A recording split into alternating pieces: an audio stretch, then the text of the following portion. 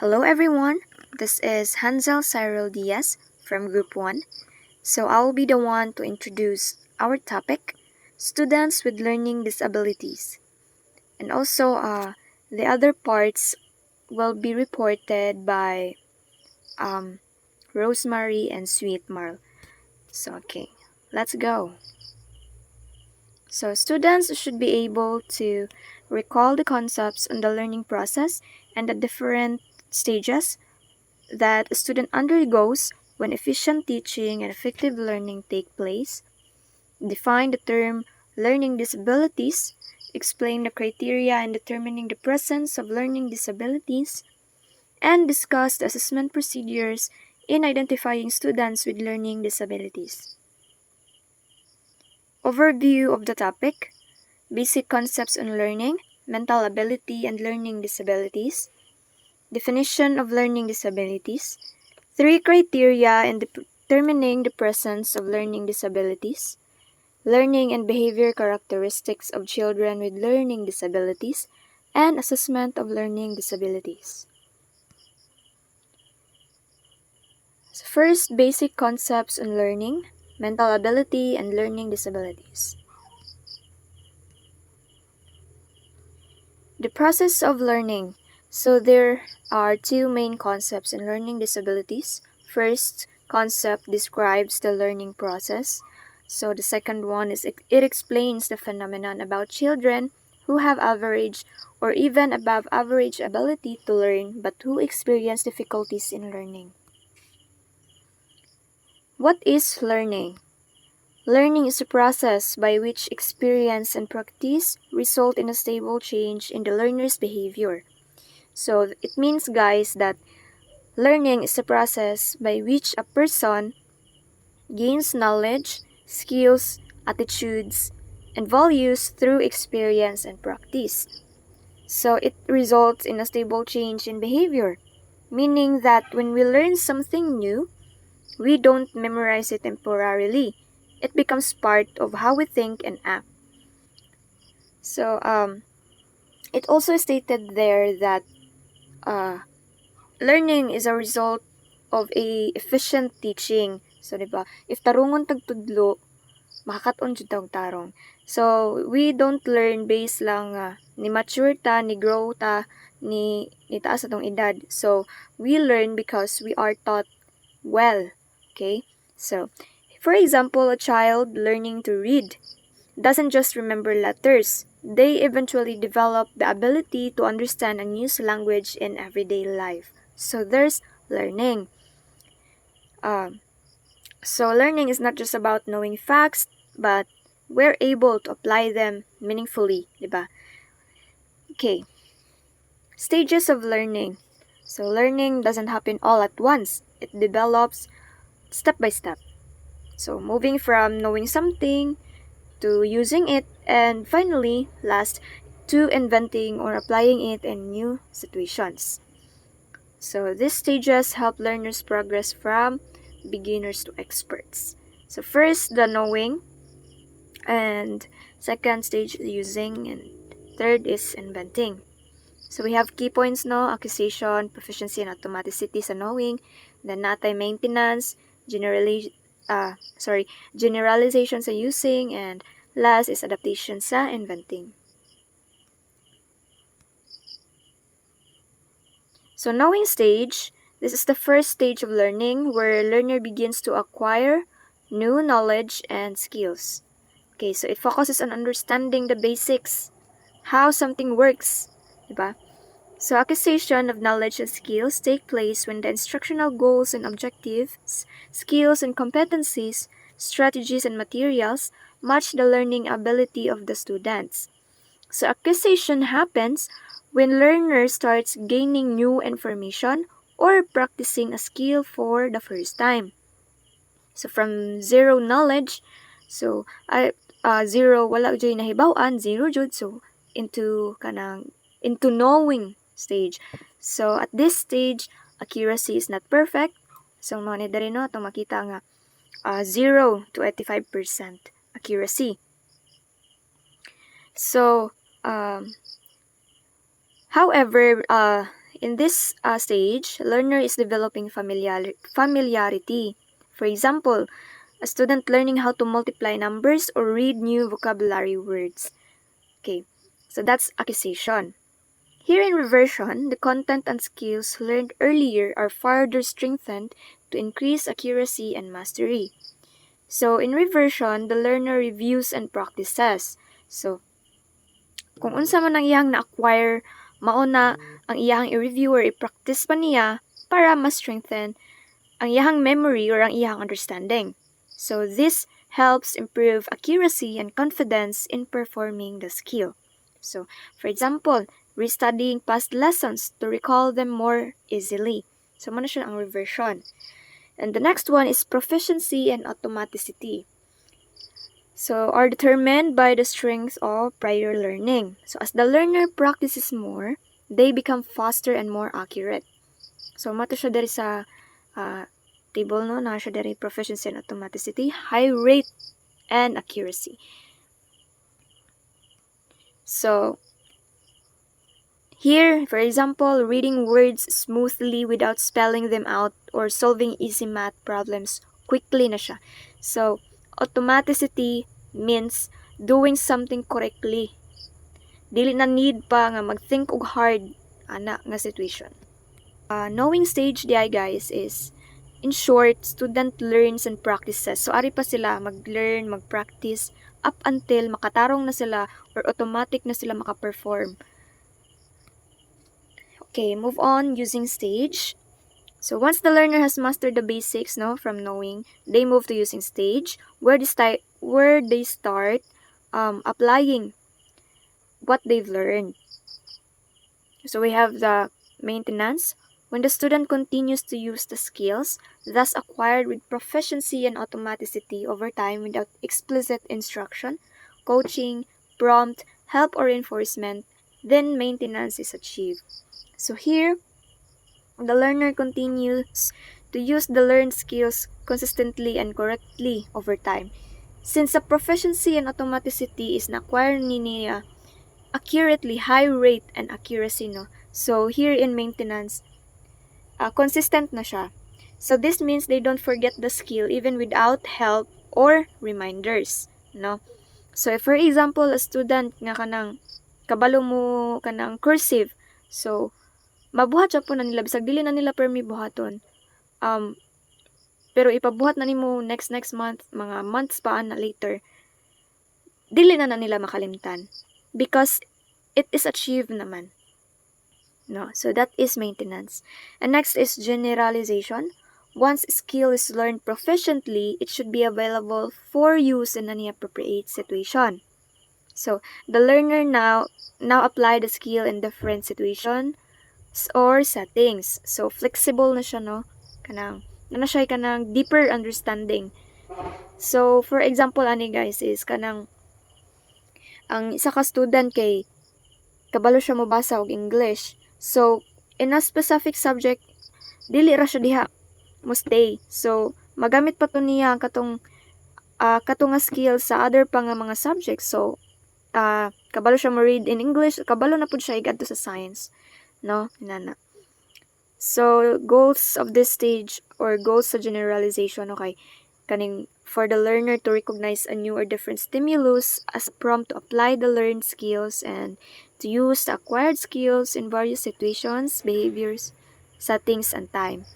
So the learner can recognize when to use the learned skill in different situations, and also maka-adjust siya kung asa man, bisag asa pa siya ibutang, either sa school, sa balay nila, or sa other pa nga kaning lugar. Makagamit siya sa iyang skills. So in short, using stage kay ang student ara na nila i-apply kung unsa ang ilahang na-learn sa i-apply na nila in real life situation. Next is inventing stage. This is the highest level of learning. No, kaya na siya sa top sa katong diagram kanina. So adaptation, the student recognizes the need to apply learned skills in situations outside the school. So it kung unsang na-learn sa learner, may use na nila outside sa school. So they become creative in applying their skills, solve new problems, maka-improve na sila sa ilang ideas. Nya, for example, kay kanang sa school, kay tudluan mo taga ng mga recycle, no? So, igabot sa balay is pwede na niya ma-use ito for decorations, mag-recycle po siya dito, mag-create siya something, crafts. So, mo na siya nga, beyond na siya sa school nga kanang skills. Okay, so that is adaptation or the inventing stage. So, inventing stage, i-use na sa learner ang iyahang knowledge in his or her own way na siya. To continue our discussion, let's first clarify exactly what we mean when we talk about learning disabilities. So, si Dr. Samuel Kirk, mao na siya ang nag-introduce sa term nga learning disability pag 1963. Usa sad siya ka well-known American special education expert.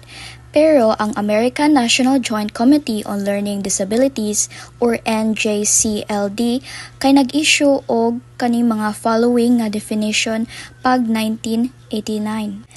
Gidescribe sa NJCLD ang learning disabilities as a generic term nga nag-refer to a heterogeneous group of disorders. So meaning, ang keyword here kay heterogeneous, and it means nga dili kanang usara ka type.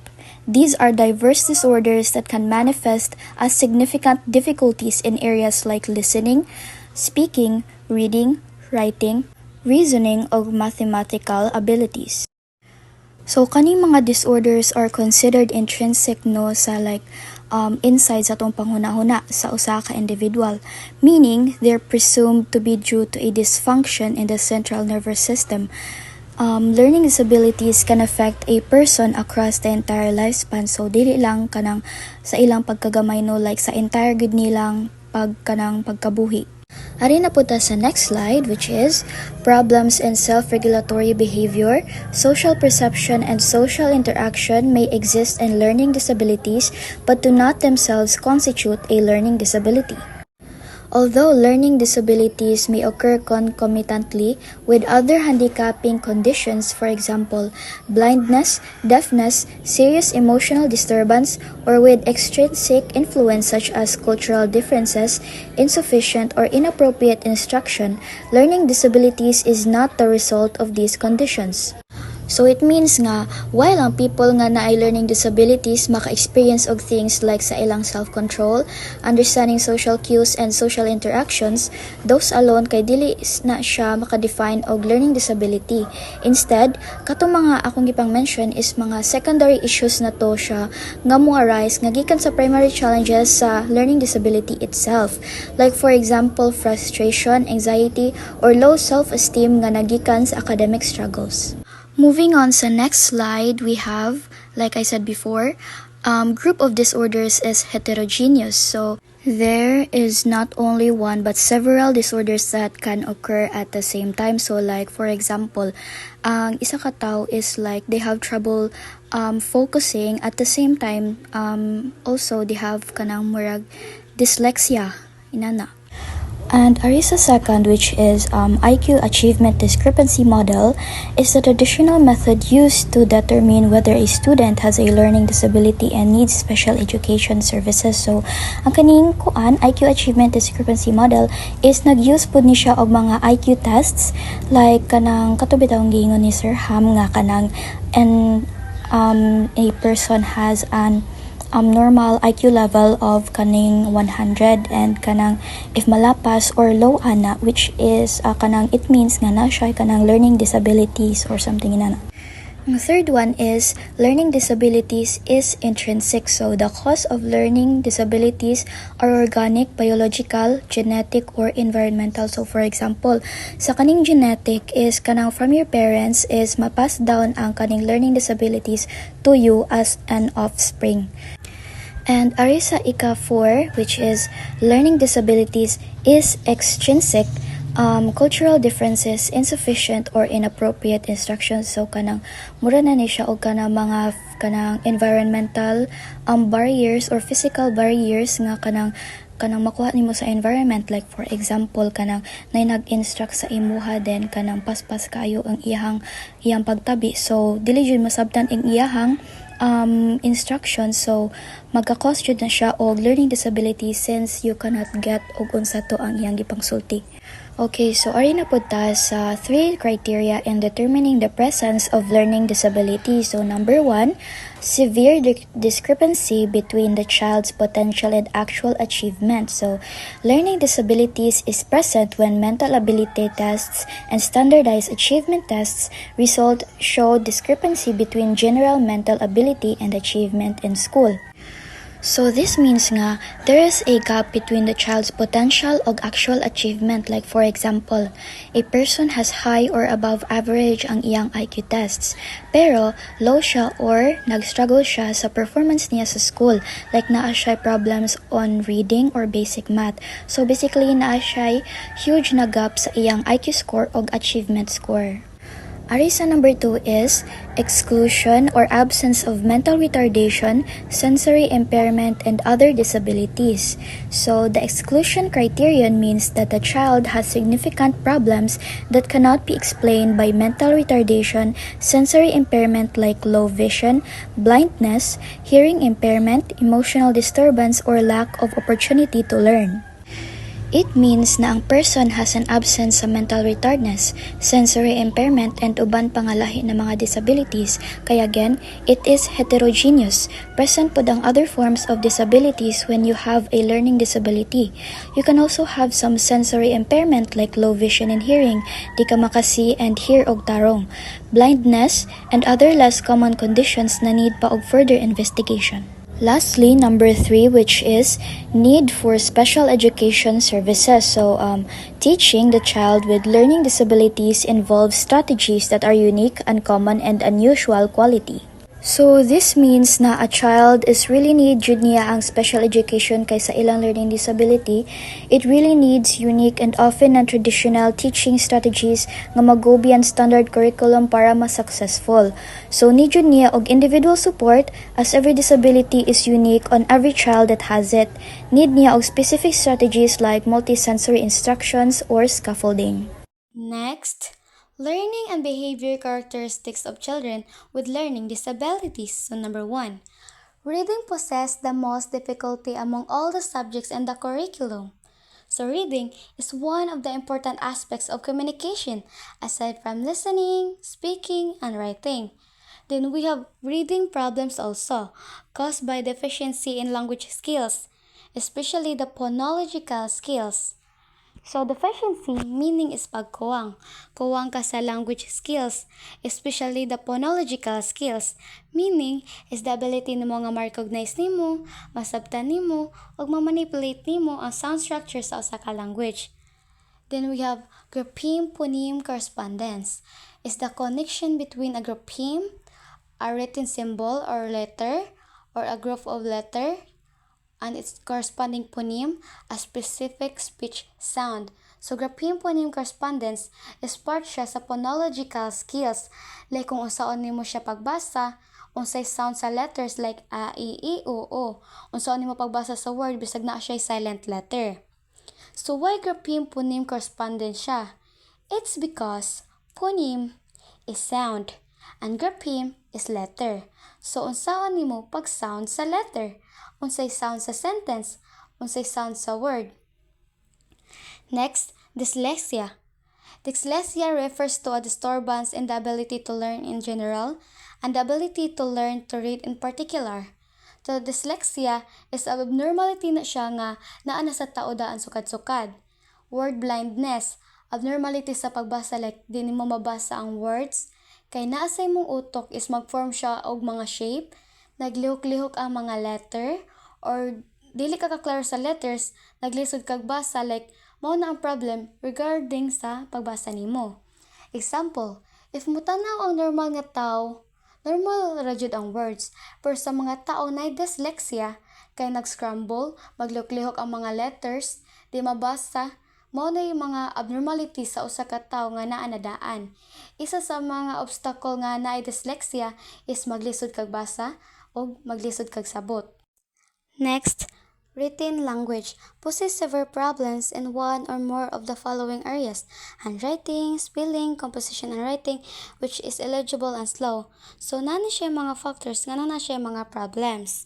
So, number one factors is children are not aware of the basic purpose of writing as an act of communication. So, ang mga bata, ang nailanran nila sa communication is pakikstorya. So, pwede sa day siya makicommunicate while nagsuwat ka or gitype nimo. The next factors, they approach writing as a test-taking task. So, sa mga bata sa elementary, kung mag-spelling, ilang nasud sa utok kay ang task na siya or activities nga lisod kay ilang na ilhandra is magsulti, di magsuwat. So this factor is for specifically for children. Next factor is the writing lacks fluency. They write shorter sentences and stories. They do not use writing strategies spontaneously. Their written work shows lack of planning, organizing, drafting, and editing. So, ang ilang isuwat, ang ilarang nibawaan kay or maglisod sila suwat. Kay ngano ang isa pa ka factors ani kay ang writing. Imong suwat di maklaro. Sa spelling pod maglisod ka og spell. Kung naabay double ka na mga double nga letters. So composition of writing, like unsa ka kapaspas mo suwat, pati ba or nindot, unsa nimo pagsuwat in paragraph form ba, or nabay space or wala. Number 3, spoken language poses problems on the mechanical uses of language in syntax, semantics, and phonology. So sa second is written, but now is imo na siyang isulti. So tamang pronunciation, saktong grammar, then kung saan nimo pagbasa like na comma, na period, o unsa ka kadugayon mo stop, tas kung unsa ka kusog imong tingog. So nani siya factors, which is development aphasia, is a condition characterized by loss of speech functions, often but not always due to brain injury. Example, kanang gipagaw ka, pero dili permi kung brain injury, like mabalik rasad siya sa imong original nga tingog. So number 4, pragmatic or social uses of language poses problems on the ability to carry on a conversation. So mo ni imong ability nga nindot ka makipagstorya, like makiri nimo ang conversation like dili laay, dili boring. Mo nang way sa pakipagstorya nimo pragmatic or unsa nimo pag-use sa mga words, choice of words kanang dili harsh pagkasulti, like humorous ba para dili dayon mahuman inyong storya para magdugay pamogstorya. Then nani mga factors. First, children with learning disabilities are found to be unable to engage in the mutual give and take and carrying on the conversation. So, kanang mga children nga naay learning disabilities, kung nakay pangutana nila, dili dayon sila katubag, kay dili man sila makanauna dayon. So, number 2, they are often agreeable and cooperative. Many times, they find it difficult to understand ideas. So, mo-agree ra dayon sila, musugot ra dayon og nay isulti sa ilaha kay dili man sila makasabot dayon og kanamo musugot na lang sila kay dili man sila ka-gets. So, number 3, conversation are marked by long silences and inability to respond to the other person's statements or questions. Dili nila makakuha dayon sila itubag. So, naay mga kanang silence may tabo. Number 4, they tend to answer their own questions before the other person has the chance to respond. 5, they also tend to make irrelevant comments that make the other person is uncomfortable. So, ang children nga na ay learning disabilities daw kay was sila filter sa ilang words. Like, isulti ang naa silang unahuna, ilarang isulti na silang unahuna, tas maka-offend itog laing tao. Number 5, mathematics problem are recognized as second to deficiencies in reading, language, and spelling. So first deficiency is reading problem. Then the second deficiency is mathematics problem. So mabasa din na nimong number, syempre, dili ba siya same sa words nga mabasa jud. So ang pagsabot na lang nimo kung saan nimo pag-solve, more on numbers and symbols siya.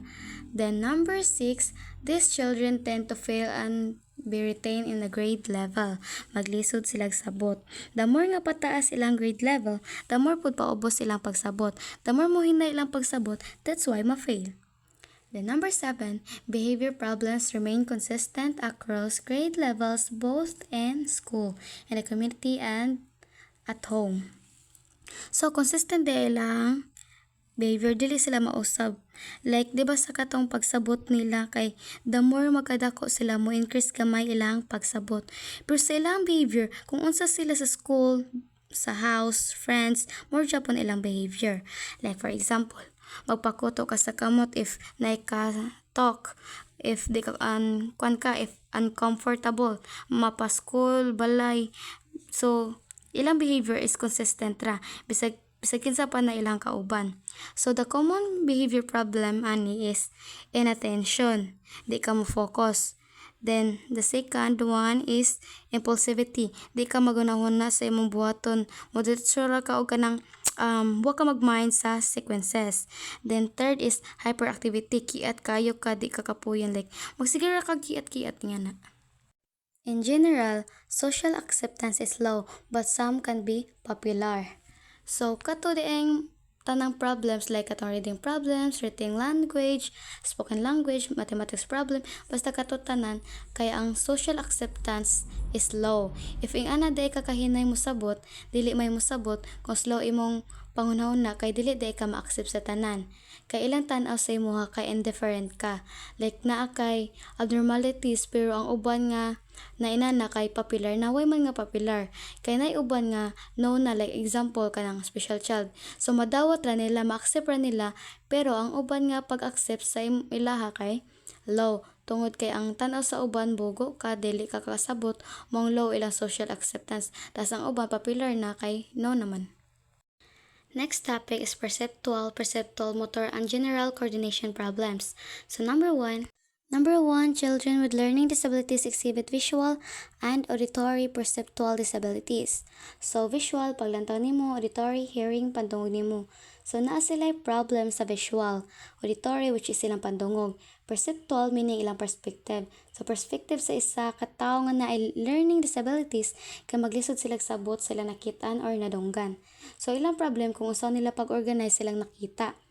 Kay di sila ka-remember silang mga nakitaan, like example, nakakita sila square and rectangle, like naglisod sila sabot ilang mabali-bali. So another like letter B, pero ilang ma-remember kay D. Then maglisod sila sabot sa sound, meet and knit. Example, meet and knit, ilang nadungog kay meet imbis knit. Number two, they have difficulty with physical activities that involve gross and fine motor skills. So gross and fine motor skills mo ni sila ang physical movements nga nag-use og muscle. So ang gross in charge sa muscle movements sa ubos like running, walking, and jumping. Then ang fine motor skill mao ni ang mag-use sa imong upper body like hands and fingers like typing, arm swing. Then they have difficulty with physical activities. Ang factors ani kay maglisod sila sa activities kay ang mga butang nga ilang gikuptan kay ilang mahulog. Kay na sila una-una nga wa sila kamot like puro sila fingers. Tas puro sila na 2 feet, wala sila right feet. Nana. So number 3, they have problems with attention and hyperactivity. So ang uban kay mabothered sila kanang di pansinon. Nasay uban nga di sila gusto og kanang kastorya. Then hyperactivity like permikiat dili kapuyon, musira yung kiat like tigid siya kapuyon. Next topic is memory, cognitive, and metacognitive problems. But before I start, let me tell you first about what is memory, cognitive, and metacognitive problems. So memory, mental faculty responsible for encoding, storing, and retrieving information and past experiences. Cognitive, fundamental mental activities such as memory, attention, and comprehension used to acquire, understand, and process knowledge. While metacognitive, higher level awareness and management of those cognitive processes involving the ability to plan, monitor, and evaluate one's own thinking. So, kung ang memory is pag-memorize, pag-store sa information, ang cognitive naman kay unsaon pagsabot ang nasud sa utok. Then metacognitive is unsaon pag-use, unsaon paggamit sa mga imuhang nasud sa imong utok like sa imong mga gisabot. So memory pag-store sa information, cognitive is pagsabot sa nasud sa utok, while metacognitive is unsaon nimo pag-use sa mga imong gisabot. Then naa sad tay cognitive problems, metacognitive problems, and memory problems. Diba sa first, cognitive problems. Diba sa cognitive problem is maglisod kag sabot. Diba sa cognitive is unsaon pagsabot. There is sa cognitive problem is maglisod kag sabot. Then sa metacognitive problems, diba pag-use sa imong nasabtan. Basically, ang problem ani kay maglisod kag gamit sa imong mga nasabtan. Maglisod kag plano, lisod og solve problems kay dili nimo maunaw-unahan dayon kung unsaon nimo paggamit ang imong mga information sa imong utok. First, difficulties in metacognition result from a lack of awareness of skills, strategies, and resources to perform tasks effectively. So, na factors which is first is because children with learning disabilities kuwang sila og ability nga mo-organize og information din way man. Kay wa sila ka memorize, way nasud silang utok, wa kasabot kung unsaon nila pag-organize sa information nga wa may info nga nasud silang utok. So, ma-apply ra ni nga mga strategies sa naglisod og sabot, naglisod kag sabot. So, if ikaw nga nakay abnormalities ta sa pagkabata, example, special child ka, di na nimo magamit nga strategies sa katuran ng mga naglisod og sabot. Second is attention deficits, result to inefficient learning or no learning at all. So, deficit pagkuwang sa attention deficit pagkuwang og attention. So, way man makuwangan ka sa attention, it's either kuwang imong learning or wa kay learning. Mao kuwang ka sa attention, dili ka makakaton kay kuwang yung learning or wa kay learning, mao nay attention deficit. Then third is poor memory. Poor ability to store and retrieve information or previous learning.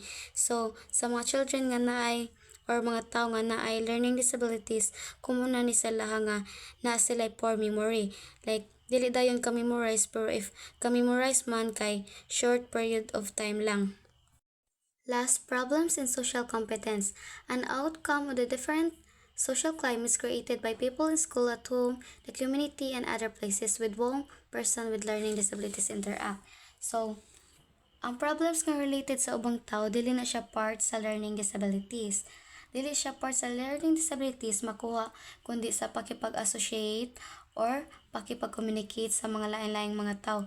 Dili na ko sa imong learning disabilities kay tungod di ka kasabot na kay problem, like competitive na kaayo ka sa uban, dili na ingon ana, dili na tungod sa imong learning disabilities. Example, let's say di ka kasabot tas siya makasabot, dayon nga makikompete ka siya, dili na tungod sa imong learning disabilities nga ganahan ka makasabot sa niya, tungod lang na sa imong pag-communicate or pag-associate, kundi kung unsaon nimo pag-view sa imong kaugalingon, kung unsaon nimo pag nga dapat ba nimo siya labuan or dili. So basically, ang problems in social competence dili na siya part sa imong learning disabilities, dili na characteristic ang learning disabilities. Ang imong pagka-competitive sa ubang tao, dili na siya learning disabilities, tungod lang na siya kung unsaon nimo pag-una-una sa imong kaugalingon o giunsa nimo pag-associate sa ubang tao, kung makipag-compete ba ka or dili. Okay, let's move on to assessment of learning disabilities, the last part of our topic. So these assessment tools helps teachers understand how well students are learning and identify if someone has learning disabilities. So first type, the norm reference tests. Assessment tests designed to measure how many of the skills in each learning area have been learned or mastered.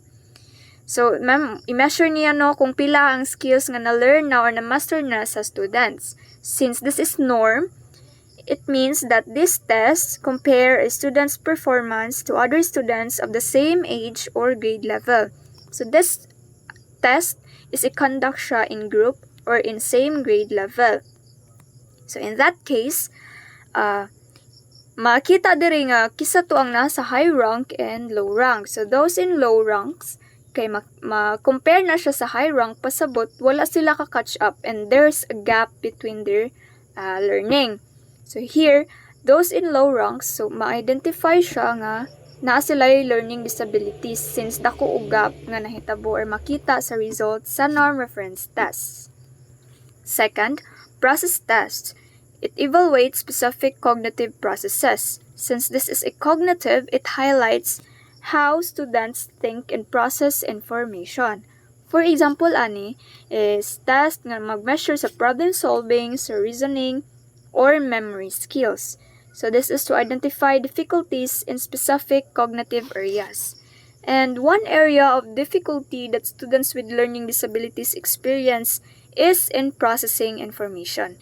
So those learners nga na learning disabilities, naka-experience sila og kanang problem sa pag-process og information. Okay, next, criterion reference tests. Test specific subjects like the reading, language, and mathematics, and these are used to determine the mastery level of predetermined criterion. So this is to determine the mastery level of the learners. No, since na siya criteria sa reading, language, and mathematics. So this measure how student has mastered a specific subject or skill. So for example, sa reading, language, or math tests, kailangan score nag-shows nga na-meet nila or wala ang standard nga gihatag sa ilaha. So for example, sa grade 6, kabalo na sila mo multiply, kabalo na sila mo divide, no? So once kanang learners nga dili pa kahibalo ana, so ma-identify siya nga na siya learning difficulty. Okay. The fourth type is informal reading inventory. It determines the student's reading ability. Since this is a reading ability man, no, so mag-focus siya sa reading. Okay, and this is a simple test where teachers check a student's reading level, comprehension, and fluency.